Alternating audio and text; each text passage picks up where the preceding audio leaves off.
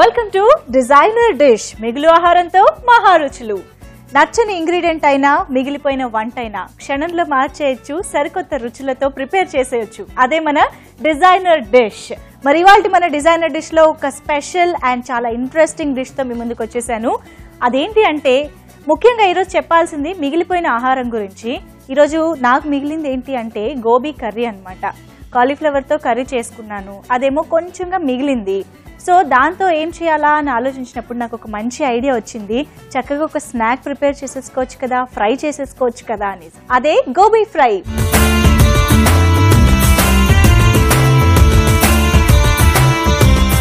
మరి గోబీ ఫ్రైకి కావాల్సిన ఇంగ్రీడియంట్స్ ఏంటో ముందుగా చూసేద్దామా.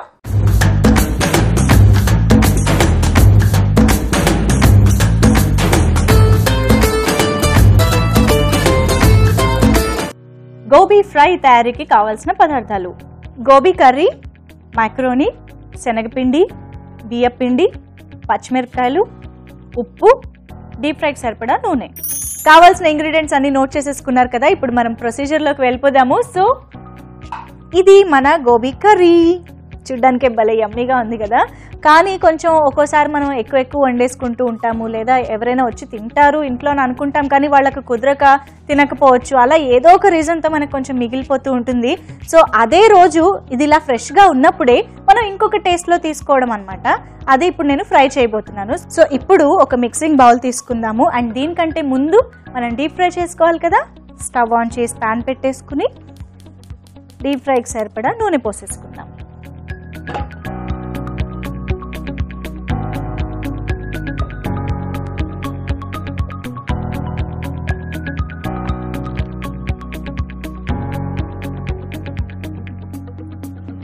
సో కొంచెం మనకి గోబీ ఫ్లారెట్స్ సైజే కొంచెం పెద్దగా ఉంది కాబట్టి మనం ఇప్పుడు ఇంకొన్ని ఇంగ్రీడియంట్స్ కూడా యాడ్ చేస్తున్నాం కాబట్టి అవన్నీ మునిగేలాగా కొంచెం నూనె వేసుకోవాలి. అందుకే కొంచెం డీప్గా ఉన్న బాండి పెట్టుకుంటే మనకు బాగుంటుంది అనమాట. సో ఇందులోకి ఫస్ట్గా ఈ గోబీ ఇవి వేసేసుకుందాము. ఆల్రెడీ మిగిలిన కర్రీని. ఓకే, అండ్ దీనికి సరిపడా పిండి,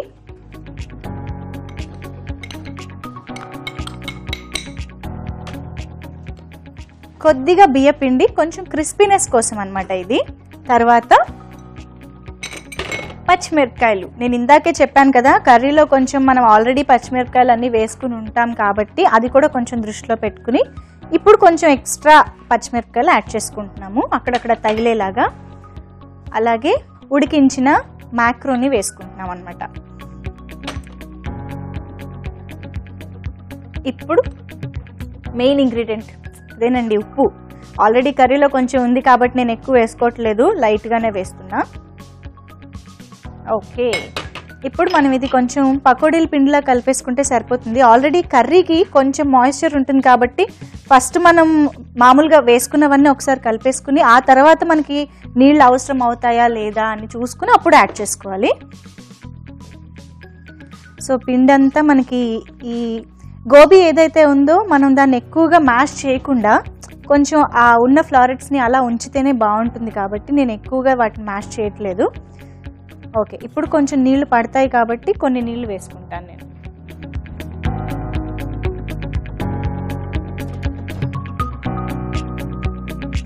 మామూలుగా గోబీ పకోడీ కూడా మనకి బయట దొరుకుతూ ఉంటుంది, ప్లస్ అఫ్కోర్స్ ఇంట్లో కూడా మనం చేసుకుంటూ ఉంటాం, చాలా ఇష్టంగా తింటూ ఉంటాం కదా.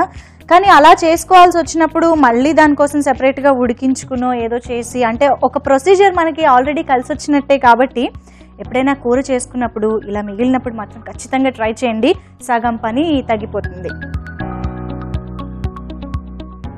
ఇంకొంచెం వాటర్ పడుతుంది మనకి.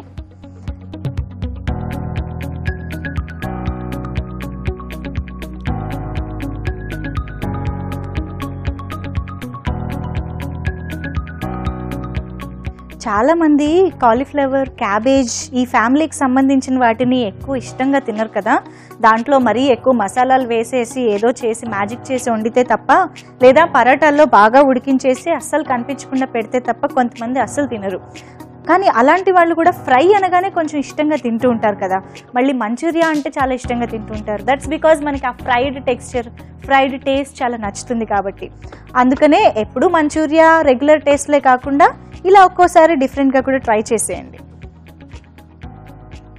ఓకే, ఇప్పుడు మనకి దగ్గర పడింది, కొంచెం ఆ పకోడీ కన్సిస్టెన్సీ వచ్చేసింది కదా, ఆయిల్ కూడా హీట్ ఎక్కింది కాబట్టి ఇంకా పకోడీలాగా వేసేసుకుందాం.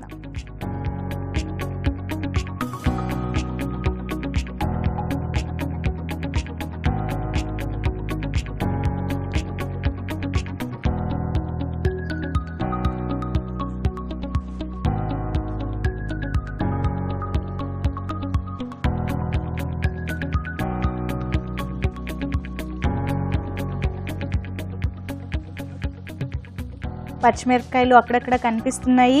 ఆల్రెడీ కర్రీలో కొంచెం నాకు కొత్తిమీర బాగానే కనిపించింది కాబట్టి నేను ఎక్సెస్ కొత్తిమీర అది ఎక్స్ట్రా వేసుకోలేదు. ఒకవేళ మనకి ఇంకా ఆ ఫ్లేవర్ చాలా నచ్చుతుంది, అసలు ఈ మాత్రం కూడా ఎక్కువ గోబీ టేస్ట్ కూడా తెలియకుండా చేసేసుకోవాలనుకుంటే కొంచెం కొత్తిమీర అవి వేసుకోవచ్చు. బట్ పకోడీల్లో ఆ వేగిన కరివేపాకు కొత్తిమీర టేస్ట్లు కూడా బాగుంటాయి కదా, కాబట్టి అవి కూడా వేసుకోవచ్చు. అండ్ మనకు ఎలాగూ ఈ పకోడీలు అవి చేసుకున్నప్పుడు ఒక్కోసారి డైజెషన్ కోసం వాము జీలకర్ర వేసుకుంటాం కాబట్టి కూరలో ఉన్న ఆ జీలకర్ర మనకి స్పెషల్గా ఎక్కువ వేసుకోవాల్సిన అవసరం లేకుండా హెల్ప్ అయిపోతుంది అన్నమాట.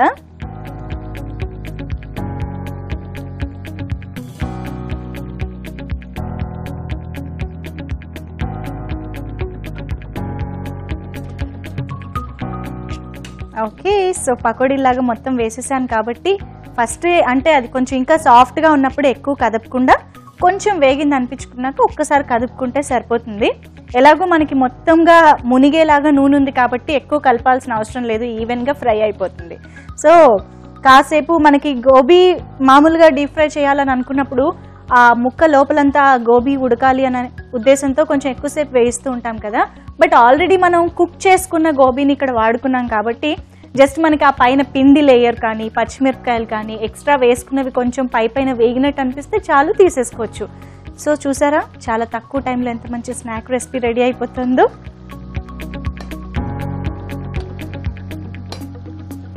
ఆల్రెడీ కొంచెం ట్రాన్స్పరెన్సీ కనిపించేస్తుంది నాకు వేగినట్టు, ఇంకొంచెం సేపు వెయిట్ చేస్తే సరిపోతుంది. ఆల్రెడీ చక్కగా వేగుతున్న వాసన చాలా బాగా వస్తుంది. అండ్ గోబీ కర్రీ చేసుకున్న దాంతో మనం చేసుకుంటున్నాం కాబట్టి ఈ ఫ్రై మనకి ఆల్రెడీ ప్రిపేర్ అయిపోయిన మంచి మసాలా టేస్ట్ ఉంటుంది సరే, అది వాసనలో బాగా తెలుస్తుంది అనమాట. జనరల్గా మనం పకోడీ లాంటివి ఇలా ఫ్రై లాంటివి చేసుకునేటప్పుడు కొంచెం ఫ్లేవర్ కోసం అల్లం వెల్లుల్లి పేస్ట్ వేసుకుంటాము, వీలైతే కొంచెం గరం మసాలా లేదా చాట్ మసాలా లాంటివి కూడా వేసుకుంటాము. అదంతా కొంచెం ఎక్స్ట్రా టేస్ట్ కోసం, అంటే ఓన్లీ శనగపిండి తిన్నట్టు ఉండకుండా ఉండడం కోసం కదా. అందుకే ఇందులో మనం ఆల్రెడీ కర్రీలోనే ఇంచుమించుగా అన్ని ఫ్లేవర్స్ ఉంటాయి కాబట్టి మనకి ఇందులో స్పెషల్గా చేసుకోవాల్సింది ఏమీ ఉండదు. Okay, so already light brown colour రావడం స్టార్ట్ అయింది, ఇంకొంచెం సేపు వేగితే సరిపోతుంది. ఓకే, మనకు చక్కగా మంచి గోల్డెన్ బ్రౌన్ కలర్ వచ్చేసింది. సో మనకు ఆల్రెడీ కర్రీలోనే పసుపు అది ఆల్రెడీ వేసుకున్నాం కదా, ఆ పసుపు కలర్ మాత్రం అలాగే కనిపిస్తుంది మనకి. ఓకే, ఇంకా డిష్ అవుట్ చేసేసుకోవచ్చు మనం. నేను స్టవ్ ఆఫ్ చేసేస్తున్నాను. కరకరలాడుతూ ఉండే పకోడీలు రెడీ అయిపోయాయి. ఓకే, కరకరలాడుతూ మనకి గోబీ ఫ్రై, వావ్, వేస్తుంటేనే మంచి సౌండ్ వస్తుంది.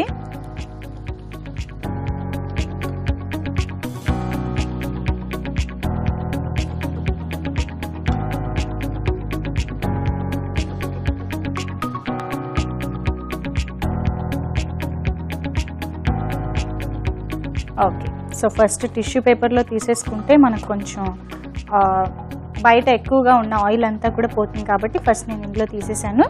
ఇప్పుడు సర్వింగ్ ప్లేట్లోకి తీసేద్దాం.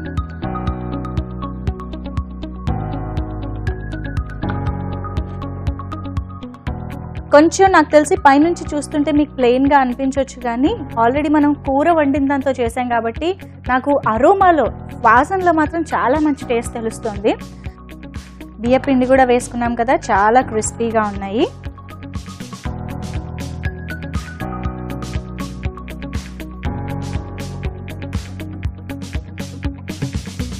ఓకే, సో వేడి వేడిగా గోబీ ఫ్రై రెడీ అయిపోయింది. అసలు ఫ్రై మన కళ్ళ ముందుంటే మనం ఆగలుగుతామా చెప్పండి? నేను కూడా అలాగే ఆగలేను, కానీ మీకోసం ఆగుతాను. ఎందుకంటే దీన్ని తయారు చేసుకునే విధానం, కావాల్సిన పదార్థాలు మీరు ఇంకొకసారి చూసేయాలి కాబట్టి. గోబీ ఫ్రై తయారీకి కావాల్సిన పదార్థాలు: గోబీ కర్రీ, మైక్రోనీ, శనగపిండి, బియ్యపిండి, పచ్చిమిరపకాయలు, ఉప్పు, డీప్ ఫ్రైకి సరిపడా నూనె. గోబీ ఫ్రై తయారు చేసుకునే విధానం: ముందుగా స్టవ్ వెలిగించి ప్యాన్ పెట్టుకుని డీప్ ఫ్రైకి సరిపడా నూనె పోసుకుని వేడి చేసుకోవాలి. ఈలోపు ఒక మిక్సింగ్ బౌల్ తీసుకుని గోబీ కర్రీ, శనగపిండి, బియ్యపిండి, పచ్చిమిరపకాయలు, ఉడికించుకున్న మ్యాక్రోనీ, తగినంత ఉప్పు, కొద్దిగా నీళ్లు పోసుకుని పకోడీ పిండిలాగా కలుపుకోవాలి. నూనె వేడయ్యాక ఈ కలిపెట్టుకున్న మిశ్రమాన్ని పకోడీలా వేసుకుని గోల్డెన్ బ్రౌన్ కలర్ వచ్చేంత వరకు వేయించుకుని సర్వింగ్ బౌల్లోకి తీసుకుని సర్వ్ చేసుకుంటే ఎంతో టేస్టీగా, స్పైసీగా, క్రిస్పీగా ఉండే గోబీ ఫ్రై రెడీ. తయారీ విధానం, కావాల్సిన పదార్థాలు చూసేశారు కదా. I'm ready to taste gobi fry. Okay,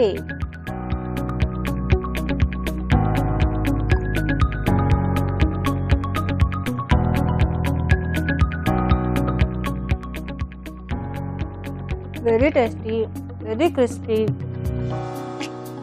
బయటంతా క్రిస్పీగా ఉంది, లోపల గోబీ మాత్రం కొంచెం సాఫ్ట్గా అనిపిస్తుంది. జీరా ఫ్లేవర్ చాలా బాగుంది. అండ్ నేను ఆల్రెడీ చేసుకున్న గోబీ కర్రీ టేస్ట్ చాలా మైల్డ్గా తెలుస్తుంది.